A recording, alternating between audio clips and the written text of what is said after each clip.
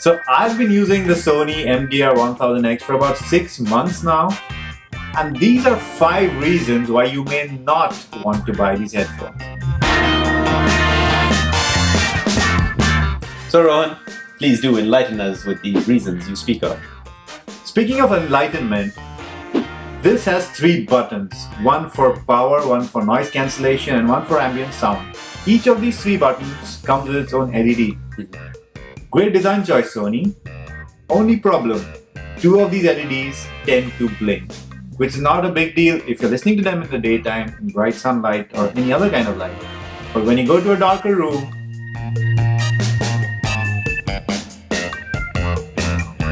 it's like an airplane in the midnight sky, you know, with those little lights on its wings. That's what you feel like. Super annoying. Absolutely. Or it's like being in a club with flashing lights everywhere. But what really matters. Moving on, point 2. Point 2. Something about memory. They don't remember what mode you were on the last time. You turn them off, you turn them back on again, they're back to noise cancelling. It's like they have this goldfish memory, they don't remember anything.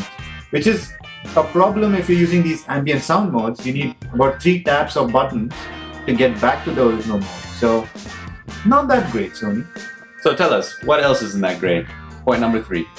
What else isn't that great is what we already mentioned in our review, was that it doesn't play well with multiple devices. So if it does work with multiple devices, a lot of people think it doesn't, but it's not very convenient. So if you have a cell phone to which you normally pair this, you need to turn the Bluetooth of that off to be able to connect to another device.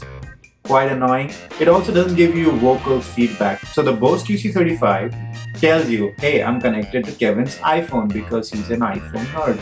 But this does not. So you're often left wondering, which device am I connected to? Yeah. Alright, point number 5.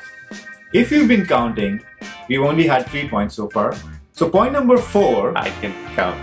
Point Sure you number can, 4. Kevin. Sure you can. Point number 4 is the fact that it doesn't sound that great wireless. Don't get me wrong, it's a great reference sounding headphones, but it's not fun. The bass isn't that deep, the highs aren't that exciting, and especially wireless, they tend to become much duller. If you have noise cancelling on, you can get back some of the low end, but they are not that great for listening to music. So I wouldn't give it very high points for wireless music listening. So that's about music, but what about voice calls, phone calls? What do you say? Voice calls. I can't hear you. Voice calls.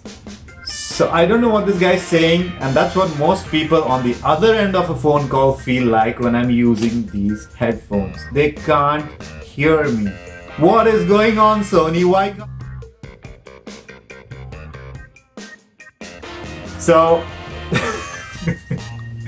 So if you're using these for phone calls, I suggest you double, triple check them if people can hear you on the other side, because otherwise it's going to be quite useless. Yeah.